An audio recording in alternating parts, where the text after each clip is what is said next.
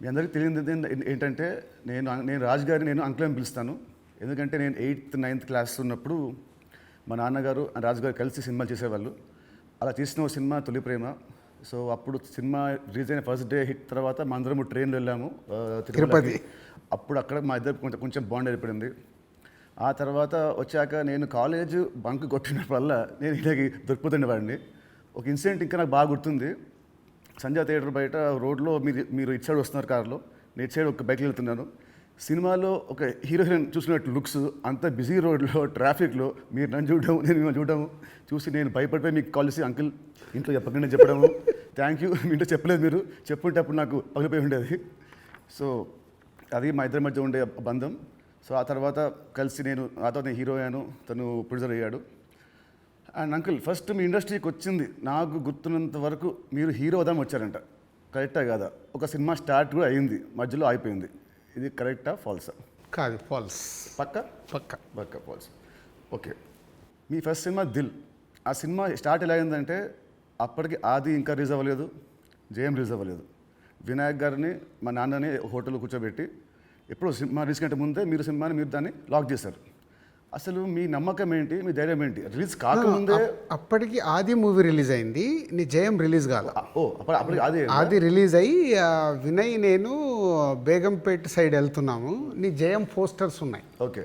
So జయం poster చూసి నాకు ఎవరి కుర్రాడు భలే ఉన్నాడంటే మా సుధాకర్ రెడ్డి కొడుకు జయం సినిమాతో లాంచ్ అవుతుండే, భలే ఉన్నాడన్నా, నీ సినిమా అయినతో చేద్దామా అన్నాడు.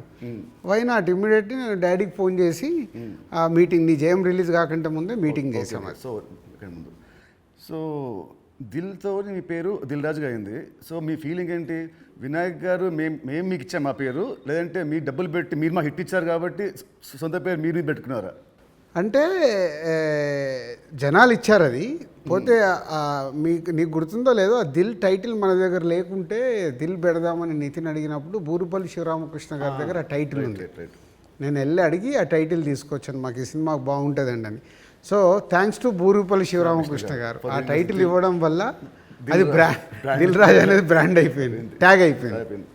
సో ఇప్పుడు మీరు ఎస్విసితో పాటు లార్వేన్ ఏ company, Dil Raju productions, Dil Raju dreams, ఇలా మీ బయోపిక్కి తగ్గట్టు కంటెంట్ని బాగా గట్టిగా చేస్తున్నారు. So next Dil Raju directs అని చూడొచ్చా? లేదు. ఎందుకు? ప్రస్తుతానికి లేదు. సినిమా మీకు కెమెరా తెలుసు, మీకు నాలెడ్జ్ ఉంది, ఎడిటింగ్ తెలుసు, అన్నీ తెలుసు, మీకు ఎందుకు తీయట్లేదు? సో నాకు డైరెక్షన్ చెయ్యాలని ఎప్పుడు ఆలోచన రాలేదు. యాక్చువల్ వివి వినాయక్ ఆ బొమ్మరిల్ అయిన తర్వాత నాకు సజెస్ట్ చేశాడు, అన్న నువ్వు డైరెక్షన్ చేసేయగలుగుతావు, చెయ్యు అని.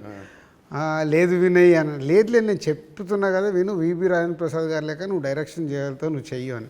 బట్ ఎప్పుడు ఆ సైడ్ నాకు డైరెక్షన్ చేయాలని ఆలోచన కలగలేదు. సో మీ బయోపిక్ తీసే ఇప్పుడు మీకు ఏమైనా ప్లాన్స్ ఉన్నాయా? ఎప్పుడన్నా ఆఫ్టర్ 5 years 10 years? నా బయోపిక్ నేను తీయలేను కదా, ఎవరైనా తీస్తారేమో. సరే, ఎవరు తీస్తే దాంట్లో అంత ఉంటుందా, ఆ కంటెంట్ ఉంటుందా? డెఫినెట్గా అంటే ఇట్స్ బిగ్ జర్నీ కదా నాది. ఇప్పుడు ఫిలిం ఇండస్ట్రీ 94 వచ్చాను, 94కి వచ్చిన తర్వాత ఇప్పుడు ఆల్మోస్ట్ 30 years ప్లస్. ఎన్నో అప్ అండ్ డౌన్ చూశాను, ఎన్నో అన్నీ చూసుకుంటూ వచ్చాను. సో బయోపిక్ చేస్తే దానికి ఏ హీరో అయితే బాగుంటుంది? బట్ నాకు బాగా ఫేస్ మ్యాచ్ అయ్యేది నువ్వు ఒకటే. చాలా మంది అంటారు నితిన్ మీ బ్రదర్ అని. సో రాజుగారి బయోపిక్లో హీరోగా నేనే, ఇది ఫిక్స్ అయిపోయింది. ఇప్పుడు ఇవాళే ఈయన ప్రొడక్షన్, డైరెక్షన్ చూద్దాము, నేను హీరోని. సో ఇందాక మీరు చెప్పారు కదా అప్స్ అండ్ డౌన్స్ అన్నారు కాబట్టి ఆ క్వశ్చన్ అడుగుతాను. ఇండస్ట్రీ మీకు చాలా చూస్తే తెలుసు నాకు, బట్ మేజర్గా నాకు గుర్తుండి నేను ఇండస్ట్రీ వచ్చినప్పటి నుంచి మొన్న సంక్రాంతికి ఒక సినిమా మీ ఫ్యాన్స్కి చాలా లాస్ అయింది. నెక్స్ట్ సినిమా ఇమ్మీడియట్ 3 days గ్యాప్లో అది మళ్ళీ అది వెళ్ళిపోయింది. ఈ మధ్యలో ఈ 3 రోజుల్లో మీ థాట్ ఏంటి? నెక్స్ట్ సినిమా కూడా అది కూడా పోతే అప్పుడు పరిస్థితి ఏంటి? మీ మైండ్లో రన్ అయిన మీ ఫీలింగ్ ఏంటి?